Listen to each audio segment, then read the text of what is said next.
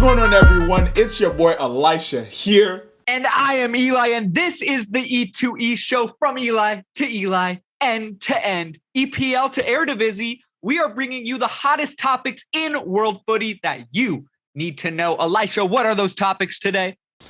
This week, Eli, we have history being made by the Seattle Sounders in the CONCACAF Champions League. And right over to the European Champions League, Real Madrid and Man City giving us one of the best matches I've ever seen in my life. And also back in the MLS, Philadelphia Union versus LAFC is shaping out to be one of the greatest matches in the league. But before we get to all of these topics today, these hot lava topics, Eli, how's your week been, bro? How you feeling? My week is amazing. I spent hella time studying for my final tomorrow, which is, rough, but otherwise. Which class? Well, I don't want to out myself here, but I'm taking a rock music class. So sorry, Dad. But it is a great class. It is so fun to study for. What? They have those? They do have those. Okay, cool. Come to Syracuse. Everyone, if you want to take a rock music class for your degree, Syracuse University. I love it. No, it's been a dope week. I'm not gonna lie. I don't know if my week has been as interesting as having rock music final, but I got a new dog. That's interesting. Oh, new dog. She's not here right now. Yeah, she's not here right now. She's a mini Australian Shepherd, and she's definitely gonna be in a lot of our videos. Maybe she'll be here on the podcast next week. But we have a mascot. I'm not gonna take. We might have a gold mascot. You know what I'm saying? And I'm not gonna take you guys' time too much on my adorable new mini Australian Shepherd, Yaya. I love you, Yaya. And we're going to get into the topics for this week. Eli, tell me how the Seattle Sounders of the MLS, Major League Soccer, come on now, defeat Pumas Unam in the CONCACAF Champions League to be the first ever MLS team, the first ever non-Mexican team to win it in the history of the competition. I salute you, Seattle Sounders. Them. 3-0. They're not my favorite team. People know that, Seattle Sounders and I haven't always got along. We're water and oil. However, for this one night, I did pull for the Sounders. They came through with the biggest win in the history of American soccer. 3-0. They did what they needed to do. Raul Ruidiaz, former Liga MX Golden Boot winner, absolutely just dominated. And 2 goals. All I'm saying, now that an MLS team has won the CONCACAF Champions League, Liga MX is... Oh, boy. I knew this was coming, and they knew it was coming too. USA versus Mexico. This is the M&M matchup. I'm saying America versus Mexico. The M&M matchup. And right now, it's seeming like in the last 4 games of USA versus Mexico, USA has not lost a game. Now we have an MLS team that's the champion of the CONCACAF Champions League, 3-0, and a convincing win too for the Seattle Sounders. It wasn't luck. It was a convincing win. They deserved it. I was watching the whole match, and the whole right side of the Pumas defense was just shaky the whole time. Quivering Seattle in their Sounders. boots. Seattle Sounders deserved it. Convincing win. Yes. Mexico has failed to beat USA in the past few years. Yeah. I'm seeing a switch. Hey, you said M&M. Well, Mexico is M&M because they lost themselves. Wow.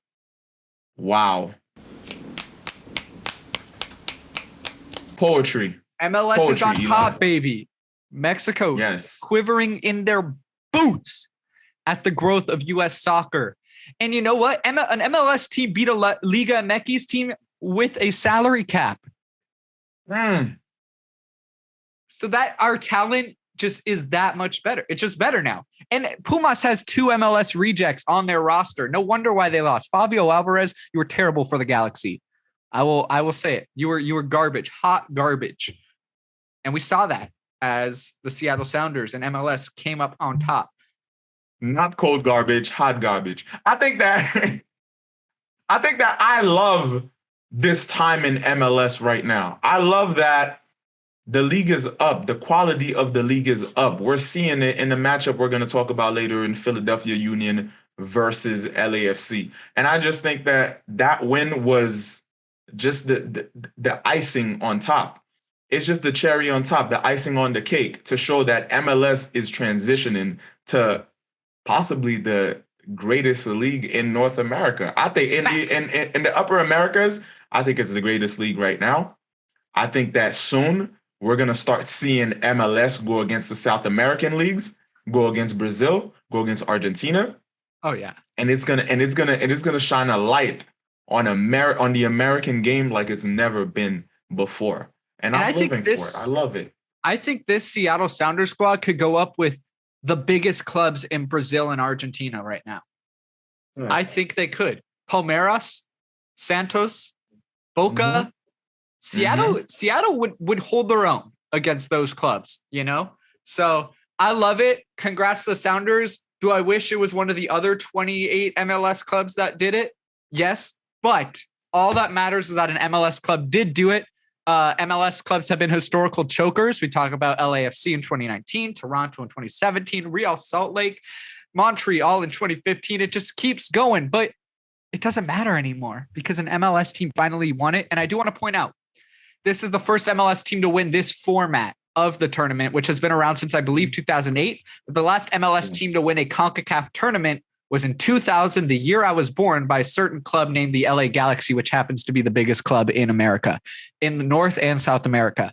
But, you know, I just wanted to point that out. You know, there's always going to be a connection to the Galaxy, but always just a little flex there for the lads, but absolutely huge for Seattle. And this wasn't the only Champions League that happened this week. Elischa, you know, last week our whole episode was called All EPL UCL Final, but that's not happening.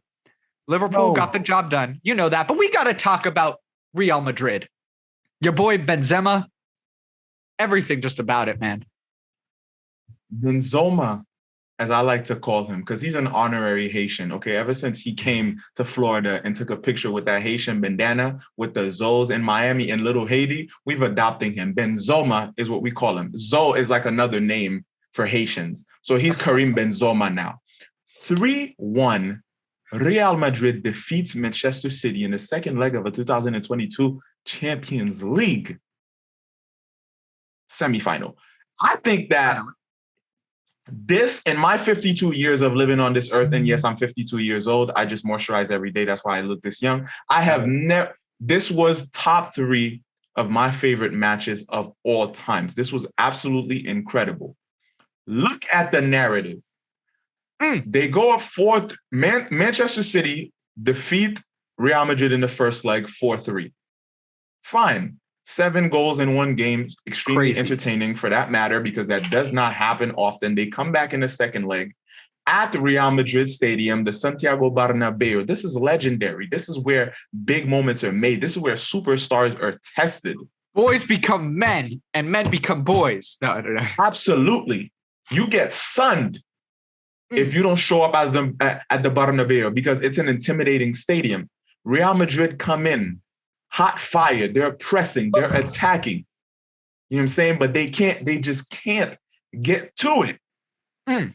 Finally, Manchester City score. So it's looking bad for Real Madrid. And then in the last minutes of the game, 90 minutes, Rodrigo Goes, the young Brazilian, now a legend, comes in, scores a brace. 2 goals. 2 goals to take them to extra time. They go into extra time. A penalty is given, and Karim Benzema seals the win for Real Madrid. Chef's kiss. I lost my mind. I was finding it. I was at the Football Factory in Manhattan, a sports bar. Great place to watch any sort of big matchups because the atmosphere is always amazing. And I was looking for my mind, literally looking for it. Mind, Elisha's brain, where are you? Because they took it. It was amazing. They took my breath away and my mind at the same time. I had nothing left. I got to ask, is Benzema the best footballer in the world right now? Right now, yes. Oh, I got the Barca fan to now, say yes. it. Caught in 4K. No. Right now, yes.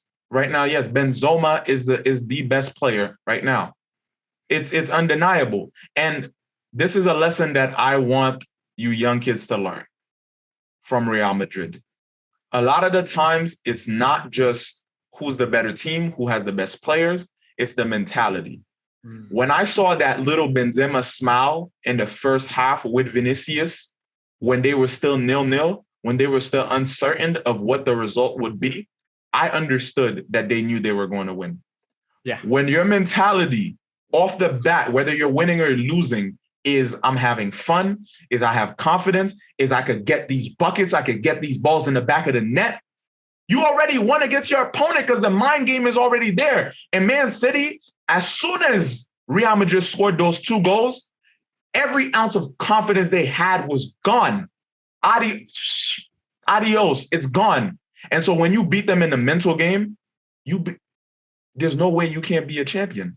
And that's why they're going to be playing in the final now. How did you feel about the game? How did you feel about that? Am I crazy? Am I the only one who lost my mind? Let me know. Oh, I lost my mind. You saw me text you when it happened, but I wanted to add on to the point you were just talking about, because it's that winning culture that Real Madrid has established from top to bottom. And we saw this actually in the CCL final as well with the Sounders, that top to bottom culture. When Raul Ruiz scored the first goal to go up 1-0 in the second leg, do you know where he sprinted?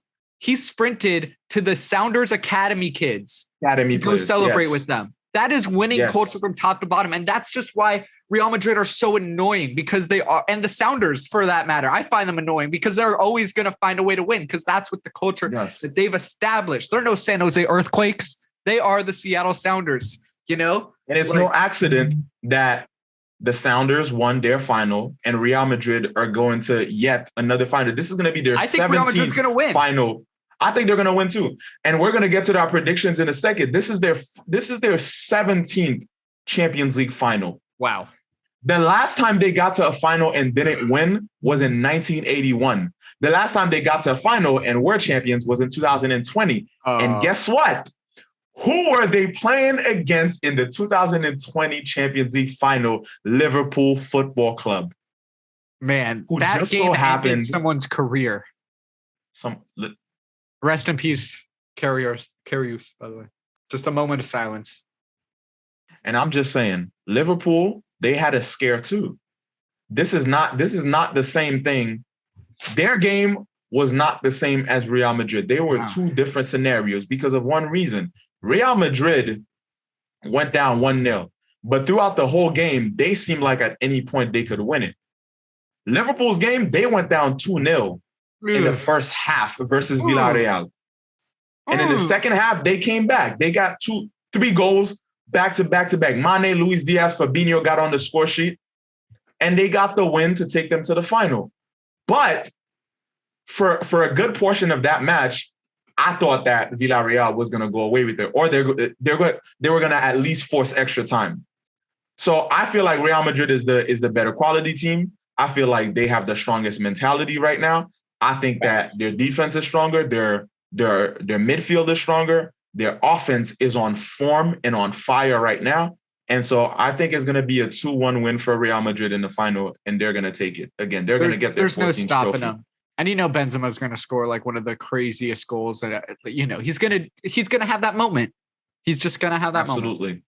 Absolutely. And you just feel it in the air. It's just something that's like I can almost touch it. I can smell it. Real Madrid are going to be champions again. And as a Barca fan, I think this is the first season ever in my 64 years of living on this planet that I can actually say I want Real Madrid to win the Champions League. Wow. One, because they have no threat to Barca right now, because shout out to Barca, they won versus Betis 2-1 this weekend too, which solidified their spot in next year's Champions League. They're not a threat to Barca right now. They're already in the final. They've been playing amazing. I appreciate their players.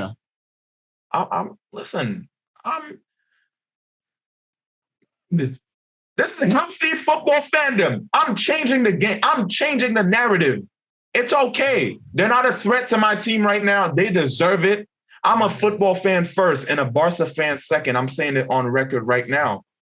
And I love great football. And what Real Madrid has been doing this season in La Liga, and especially in the Champions League, what Benzema has been doing, is what the football fan love. It's entertaining.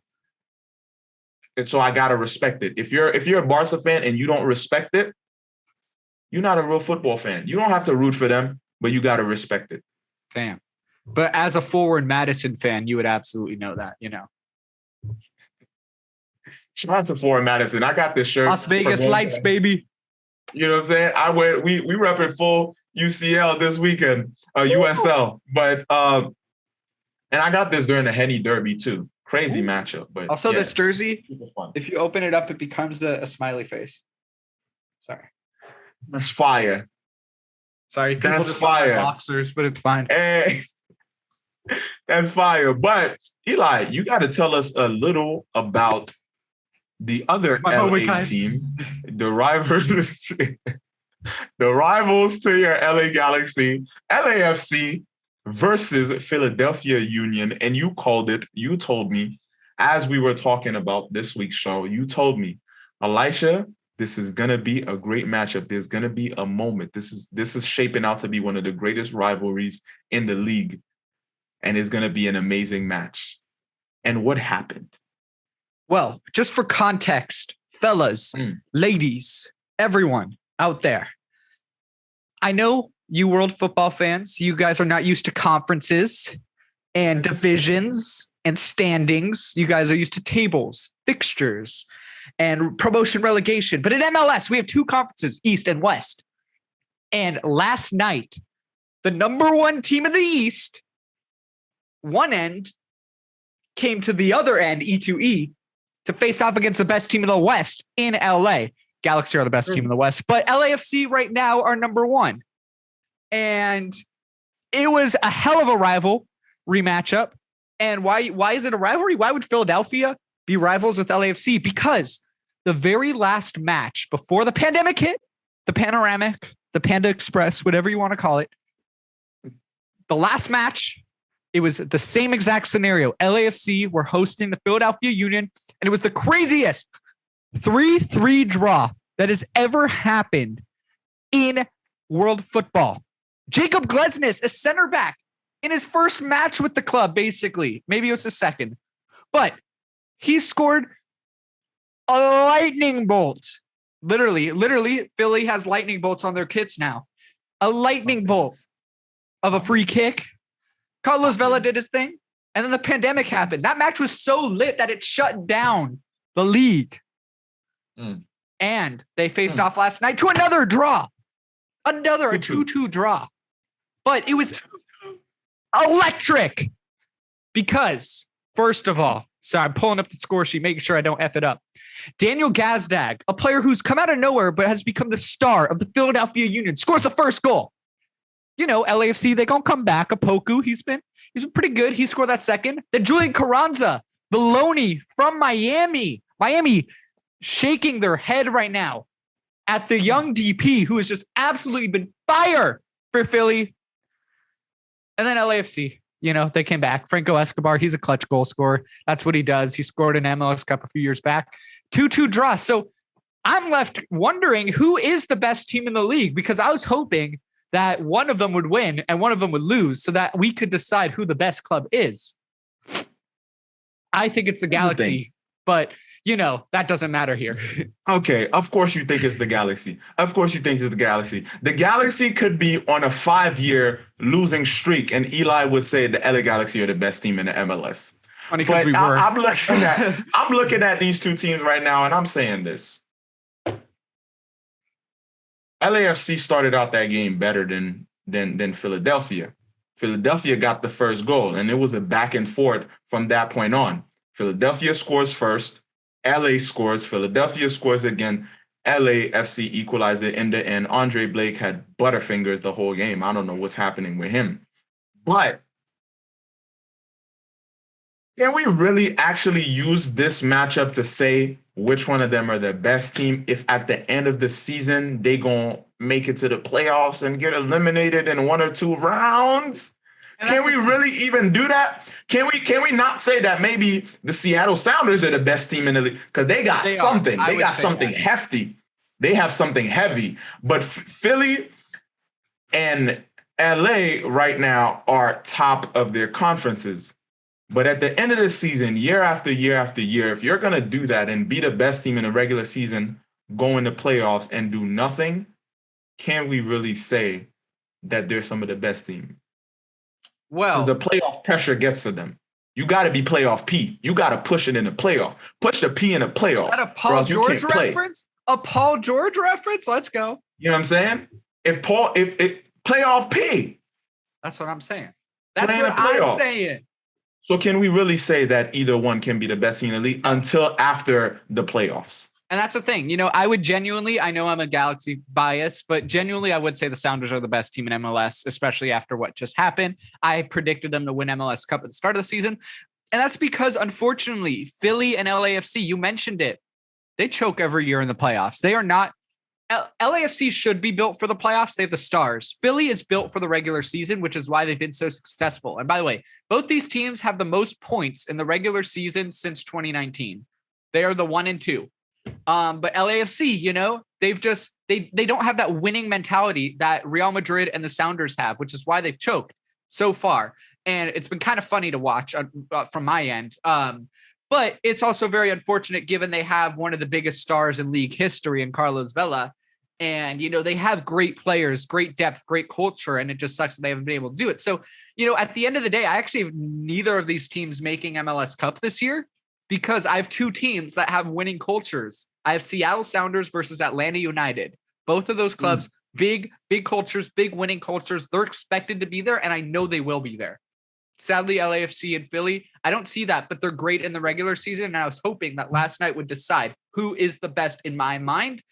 I kind of got to give the edge to LAFC right now, but I don't think it really matters, like you mentioned, because in MLS, regular season doesn't matter. It's all about how you do in a high pressure one-off match rather than what your whole season builds up to. So, yeah, I guess it doesn't matter, but I'm going to have to say LAFC is probably the better team, especially, you know, they were resilient and they probably played better overall last night. But yeah, I really think even though it was a great game, I really think that it's going to take until the end of the season for us to really know. But LAFC and Philadelphia Union players, if y'all watching this, the coaches, the coaching staff, whoever, if y'all watching this and y'all like, oh snap, the E2E Show coming now for our necks. The E2E Show wants smoke. They saying we can't do nothing in the playoffs. We could only do it in the regular season. Prove us wrong. Prove us wrong. Send us tickets though while you're proving us wrong so that we can witness it in real life. LAFC, you know what I'm saying? I have preference. I live near you. Yeah, I have preferences in hotels also. So just know this, but prove us wrong. Prove us wrong and show us. Casa de Lesser. You're staying at Casa de Lesser in LA. Right. You're right. You're absolutely right. And speaking of LA, actually, a big fashion city. Yes. Last week, I'm in New York City, one of the biggest, I'll say the number one fashion capital of the world. Last week was the Met Gala. Eli, did you pay any attention to the Met Gala first and foremost? Very little. No, I looked at it a little bit. Nothing crazy. You know, I pulled up for my boy Travis Barker. I got to see what he's wearing. You know, he's going to be there. But like that stuff's whack. I mean, like I understand like the avant-garde and blah blah blah of fashion, whatever. It's just I don't think I like how they have all those people there like in one spot. I think it'd be really cool to be there just to see those people in person.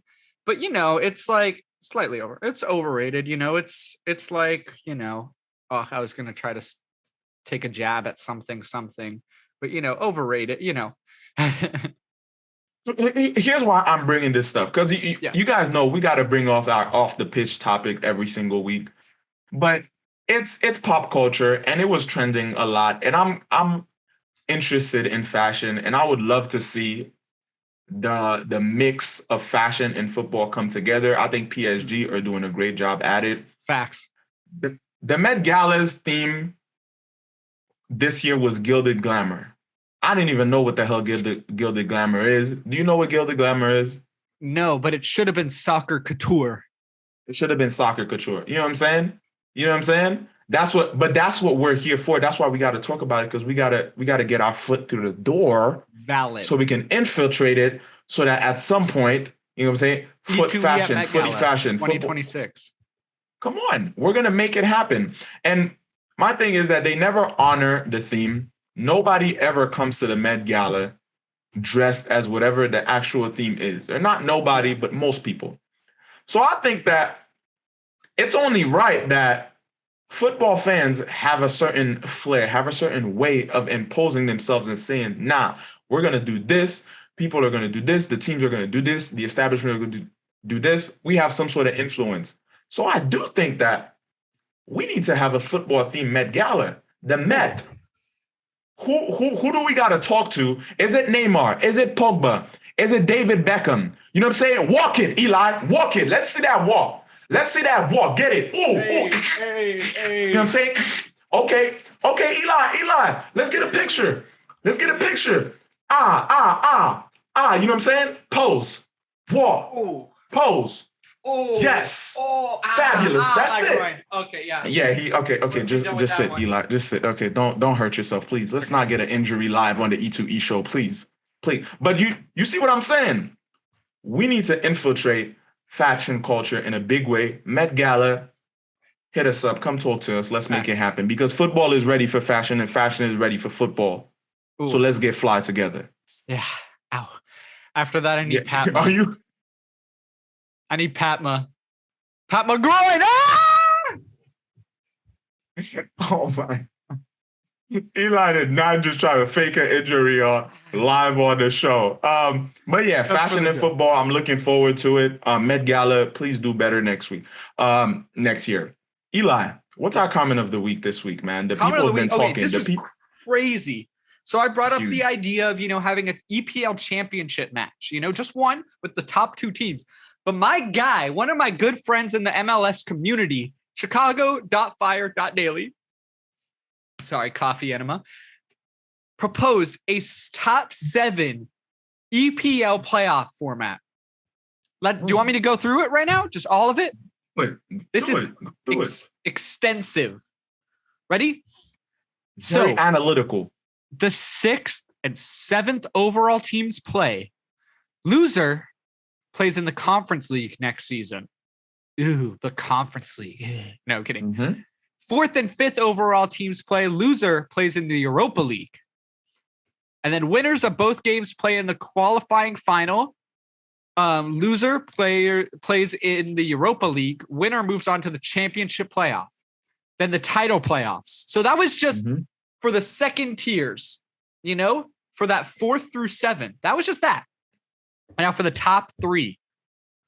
Ready? Top 3 teams plus winner of the qualification playoffs. So could be the 4th or could be the 7th, 5th or 6th, whatever. So all 4 teams take the Champions League spots, which is great. And then first overall plays winner of the qualification playoffs. Second and third overall play the other game. Winner advances to the EPL title game. Additional notes: higher seeded team is always the home team, of course. Single matches, not 2-leg fixtures. I like that better. I'm personally not a fan of 2 legs. I'd rather, 1-leg person. No, I'm kidding. Sorry. That was, not nice. And then all 3 matches in the title playoffs are hosted at Wembley. Because Wembley is, I guess, a neutral site. It's the biggest site. It's, it's a vibe, Yeah. I mean, Wembley is a huge stadium, and it's an iconic stadium. So in London too, the vibe would just be immaculate for something like that. And extensive, first of all, Chicago.fire.daily. Thank you for your comment, because that looked like, I don't know if you've been sitting on that thought for a long time, but that was extensive, because he put that out minutes after the post. Like, it was quick. So I feel like he's been waiting on that for a long time. So thank you for sharing it with the E2E show. We appreciate you. And all of you, if you have thoughts, questions, comments, feelings that you want to share with us, and you want to get your comment on the E2E show next week, make sure you comment on it, on the videos we post on Instagram, on the YouTube video. Share your thoughts with us. We want to hear it. We love you and we care about you. So we want to hear what you feel about the topics we talk about. So yeah, That's all good stuff. And Absolutely. And as always, you guys know we care about more than just football. We care more about more than just sports. We care about each other. And so we got to do our wellness check on a weekly basis. Eli, physically, mentally, spiritually, emotionally, how you feeling? everything here is a-okay. But I got to shout out a certain someone. A couple weeks ago we shouted out Charlie, our boy. He's kind of like an older brother, but I have a different family member to talk about today. Right. My best friend in the entire world, my absolute person in life, my everything, the person that's given me everything, the person that inspires me every day to be my true, authentic self, the person who tells me how to be a loving and caring person, a person who I know that I have no matter what, who will always have my support and will always be my biggest follower. I'm talking about you, Elischa. No, I'm kidding. I'm talking about my mom. Today, as we're recording this, is Mother's Day.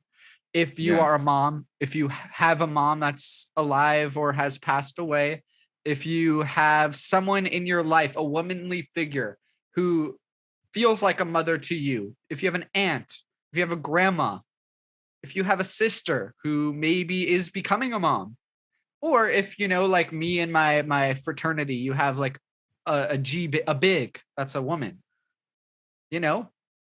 send her some love today. Send her some flowers. Send them some chocolate. They deserve everything in the world because what they do for people like Elischa and I, they make us better people overall. So I just want to say shout out to all the mothers out there and anyone who's ever had a mother and everything like that. But as a mama's boy myself, this has always been a very special holiday for me. I just want to shout out my mom right now, who is in Austin. She flew to Austin on her own for Mother's Day to attend the Galaxy Austin FC match tonight.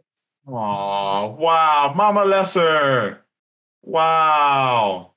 That's fire. So big stuff. What? Don't get me emotional on the E2E show, man.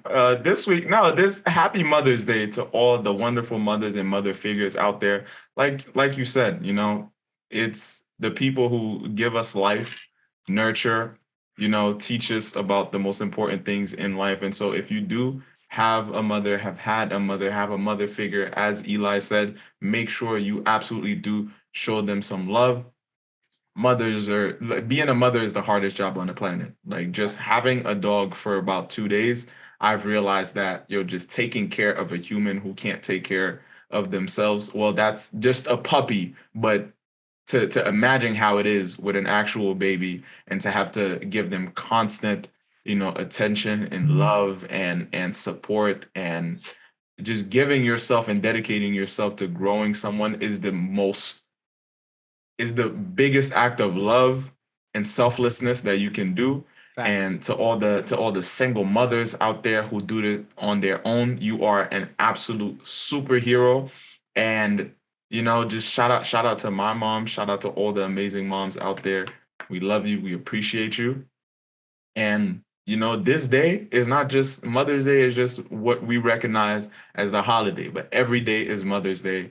Every day you should appreciate your mother figure, anyone that's in your life who has played that role and who has helped you nurture and grow you to be a good person and a good human being. Make sure you appreciate them. Life is short. Facts. So give them their flowers while they're here to receive them. Get your mom her favorite Starbucks order. That's what I'm saying. Send your mom her favorite Starbucks order, her favorite flowers, her favorite chocolate. Send her to the spot. Like, do something nice. Even if it doesn't even have to be like gifts or money or anything like that. Sometimes they want to hear, yo, I'm appreciated. I am loved. People are thinking of me. And sometimes that's all we need. That's all they really need. Facts. But with that being said, Eli, this has been episode 12 of the E2E Show. And we feel good. We feel good about this one. We are going to see, it's over already, but guess what, guys? Guess what? We're going to be right back here next week. Again, Eli, send us off. from Brooklyn, New York to Syracuse, New York, and everywhere in between. This has been episode 12 of the E2E Show. Thank you so much for listening. Make sure you like, comment, subscribe. Let's get to 500 likes on this shit. Come on. Now let's get 3K views. Let's keep crashing breaking walls. Yes. Yes. I said breaking We'll see you guys walls, next not week. balls, but yes. See you next week. Peace.